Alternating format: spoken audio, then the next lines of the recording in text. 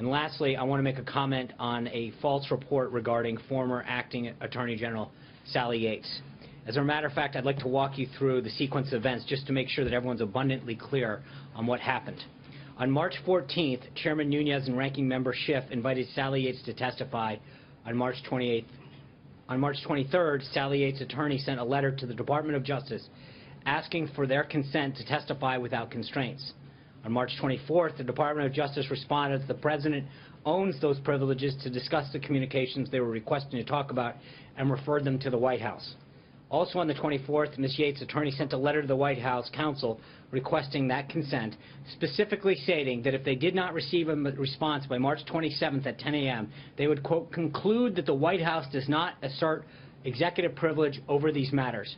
The White House did not respond and took no action that prevented Ms. Yates from testifying. That's the story. That's what the documents show. And with that, I'm glad to take some questions. Of course you can, John Roberts. I'd like to follow on that because there are reports that even though the hearing that was set for the 27th was not scheduled, it was canceled by Devin Nunes to prevent this White House from publicly invoking a claim of executive privilege. Could you speak to that? I hope she testifies.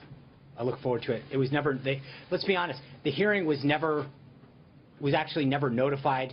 If they choose to move forward, great. We have no problem with her testifying, plain and simple. The report in the Washington Post is 100% false. The letters that they frankly publish on their website all back up everything I just read.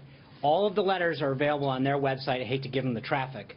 But the reality is that they specifically say, if you don't respond, we're going to go ahead. We didn't respond. We encouraged them to go ahead. But to suggest in any way, shape, or form that we stood in the way of that is 100% false.